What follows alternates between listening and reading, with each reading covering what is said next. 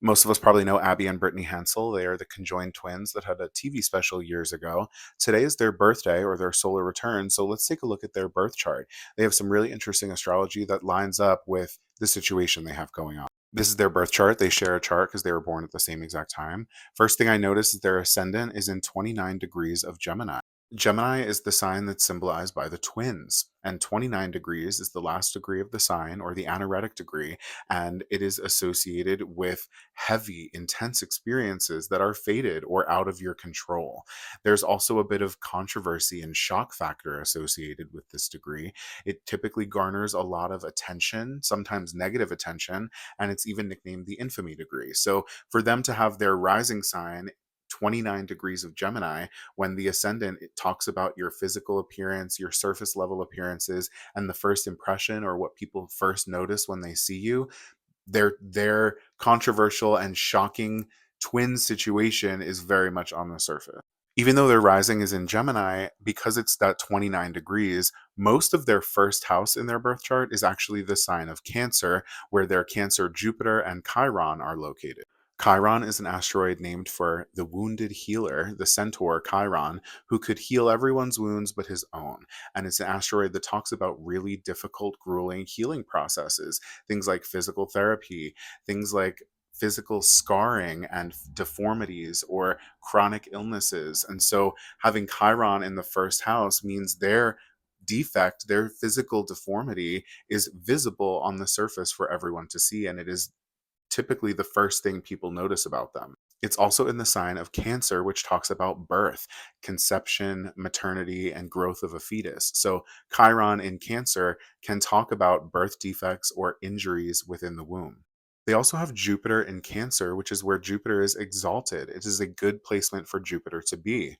In order to understand why it's relevant for them, we need to talk about Jupiter's role in conception and maternity and birth. So Jupiter is the ruler of Sagittarius, which is the sign symbolized by the centaur, half man, half horse. It is the fusion or integration of two separate things to make one new thing. So Jupiter is the planet that rules fusion or the integration of two separate halves to make one whole new creation. The process of birthing or creating a new human is a result of fertilization, which is when two separate different things, the sperm, which comes from the man, and the egg, which comes from the woman, fuse or combine to create the zygote, the new creation or new individual. Under normal conditions, for a single baby, the fusion that happens in the womb, the fertilization of sperm and egg to create the zygote, is celebrated. That is a successful conception. Here is where the issue arises. They have Mercury, which is the ruler of Gemini or their chart ruler, located in Pisces in their 10th house. All the signs that Jupiter rules, which is Sagittarius and Pisces, Mercury rules the opposite signs of Gemini and Virgo. This means that Mercury and Jupiter play completely opposite roles. Mercury is responsible for separation of one thing into two separate halves. In Gemini, this is the creation of polarity, positive and negative, masculine and feminine, yes and no, a binary option of two poles. So both of these processes are ruled by Mercury. That includes mitosis, which is the separation of one cell into two new cells, the replication of a body cell, and meiosis, which is the separation of one cell into four cells that each have half of the amount of genetic material. That is the gametes, the sperm and the eggs. This process of cells splitting into two cells happens as a result of the polarization of the cell. The polarity in the cell that is visualized in these spindle fibers that pull the chromosomes apart is the same polarity that is visible around a magnet with iron fillings, or even the magnetic field of the Earth, which is visible in the aurora borealis or the northern lights. No matter the size, this polarity is ruled by Mercury. As above, so below. So again, under standard circumstances, meiosis is ruled by Mercury. Cells are split in half to create gametes, which are used for reproduction. And then those two gamete cells that have half of the amount of genetic material are then fused together by Jupiter in the sign of Cancer, which comes right after Gemini. Gemini is the split of the gametes, Cancer is the fusion of the gametes to create the zygote. So, with identical twins, Mercury is now playing another role again, separating that zygote again into two distinct individuals, these two identical twins. But if that separation happens too late in the development, then that's when twins are conjoined. Mercury being in the opposite sign of Pisces from its home sign Virgo means that Mercury is in its detriment. It is in its worst possible condition. The planet that is responsible for separating something into two distinct separate halves is ruled by the planet that is responsible for keeping things fused and stuck together.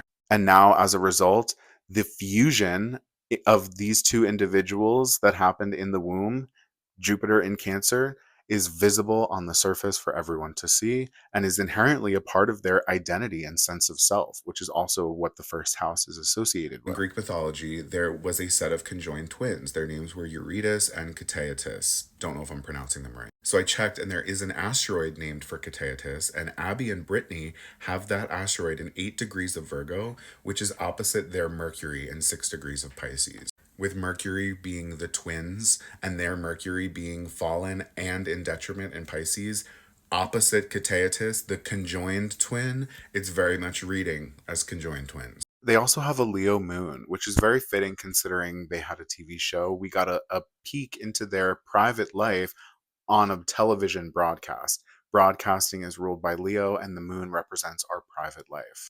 It's funny because I always say that the Leo catchphrase, especially Leo sun or moon, is love me or hate me, it's still an obsession. And read this quote from them.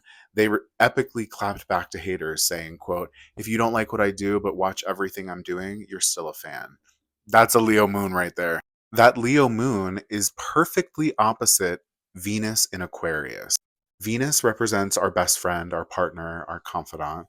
The moon, which represents the womb, talks about our family, and it can talk about siblings.